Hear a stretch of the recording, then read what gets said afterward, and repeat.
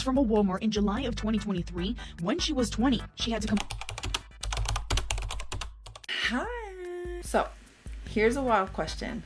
What do Annie Delvey, Elizabeth Holmes, and that one friend that claims they invented the NFT trading strategies have in common?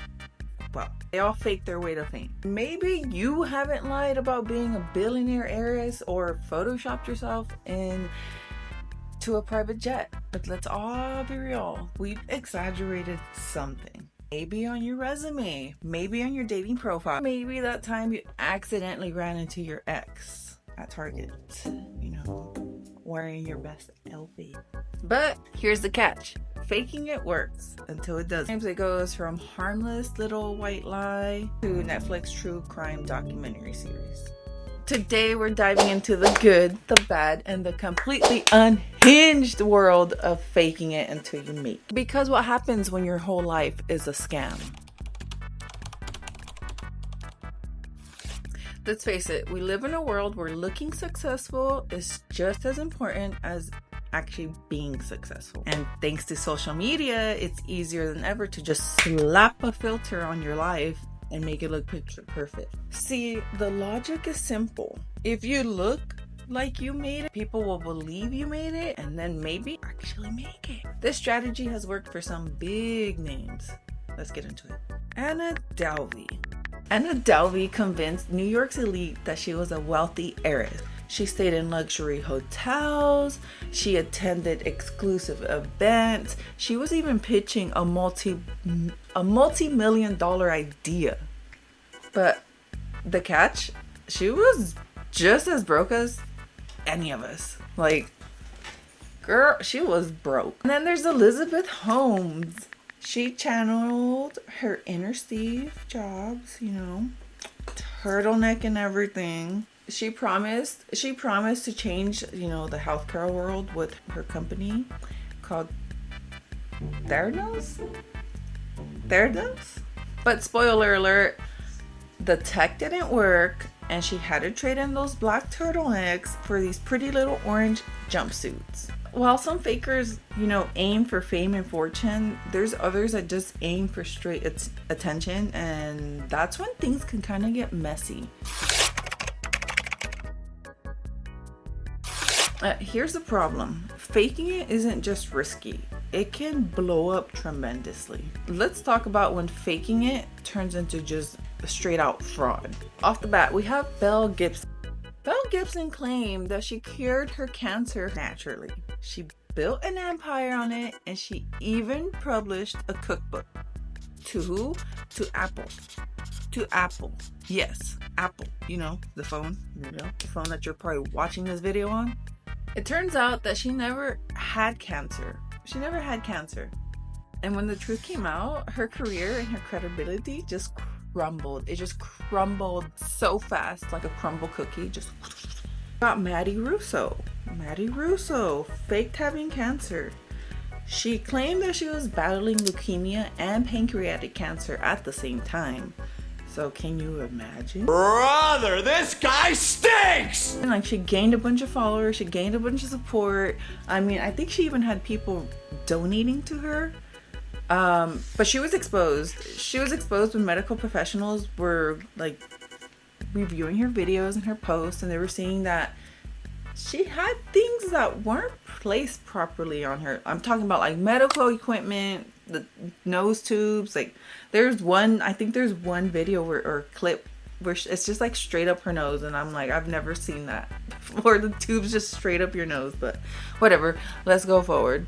So I guess she had Googled the symptoms and just basically faked the rest. She was arrested for fraud. Thank God. I'm telling you, she had, I think, even organizations donating to her. These poor people that are actually going through some terrible diseases. She's over here. I don't want to blame the age because they're young, but come on now, you're old enough. Now I want to get into a story that kind of made me want to create this video, and that's I am sure you guys have seen it online because it's been everywhere, but it's the TikToker who got arrested for shoplifting at Target, and she was making content out of it. Marlene Vallis? I'll put her picture in. Who thought shoplifting would be a genius content strategy. She filmed herself stealing from Target in these hauls, and her videos went viral. She had like over 300,000 followers on TikTok, which, girl, what's going on? Is you okay? Is you struggling? We can help you, but you don't gotta be stealing. And I think what makes it worse is because I started digging into the story. She made these videos with her kids there, so that means like she was going out doing her little thing, and her kids don't know no better, but she's out here doing it with her kids. Have you no shame? No! I can't think where I've left it.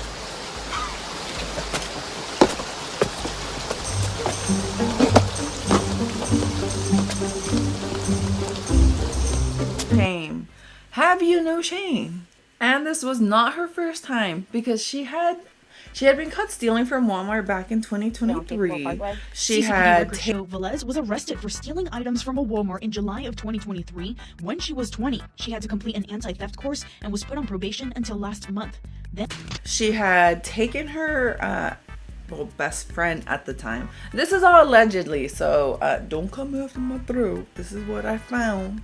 Allegedly, she had taken her best friend at the time. She had taken her car, crashed it, and left it in a ditch. Out that she went and crashed my car and totaled it into a ditch at a Dunkin' on Cape Coral Parkway. Yeah, this was not her first time, and I don't think homegirl was gonna stop. I'm homegirl. Like, this might be a wake-up call for her, but I really don't think it is. She's been doing this for years. She's 22. I don't want to say she's been doing it since she was a teenager, but most of the time this is a habit that was formed. Like, she's been stealing for quite some time. But the fact that she's stealing with her kids, she's been stealing for over a year. She's crashing cars. And on top of that, like I said, this is all allegedly. She's been squatting in her house. The house that she films content in. I'm gonna include the video and I'm gonna let him explain, but Marlena Valles is squatting in that house. The content creator that was just locked up from Target. Y'all, so squatting is basically vacant properties that has been paid off by people that's moved away or people that's passed away. That's basically what squatting is, just in case y'all didn't know. And y'all, a lot of people have moved due to the hurricane in Florida. Mind you, the house is in Florida. And y'all, this is allegedly. And the only way that I'm finding out this is I was gonna get a house in that neighborhood, and HOA was sending out mass emails and texts saying, do anybody know the person that's in this house? Because the people that used to live there passed away. Allegedly. So y'all, there's a lot of pictures of Marlena going in and out this house, and they're saying that person is squatting in the house. And all this stuff is allegedly. Y'all, this is just too much. But if you'll do what you do with Target and do what you do and run and steal and take, it's only, this is crazy, y'all. If this is true, what are you doing? What are you doing? Your mom. This is just out of line.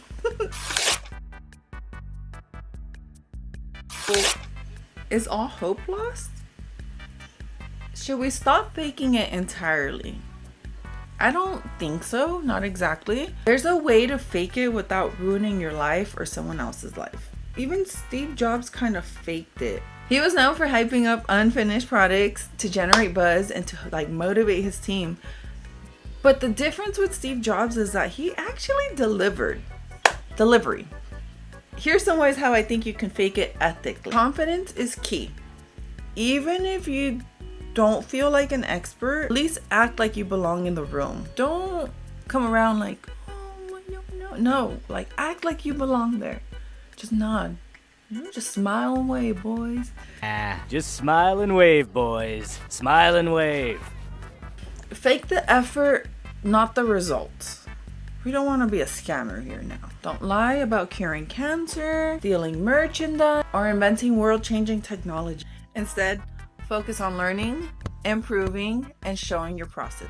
Manifest, but do the work.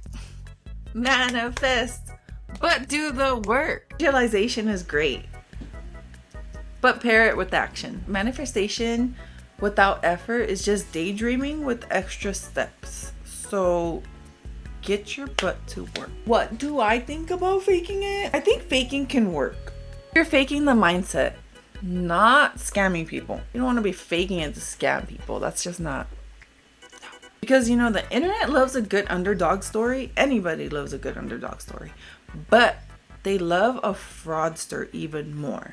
They love to expose them, and they love to see the downfall of it. So, like, why put yourself in that position? I kind of want to know, like, if you've ever faked anything to get ahead, like, drop it in the comments. I'm not going to judge. This is a judge-free zone. Unless it's, like, really super bad, then, like, maybe I might... Criminal offensive side eye. If you like this video, smash the like button, subscribe, and please share it. Let's keep it real, or real-ish at least. Bye bye.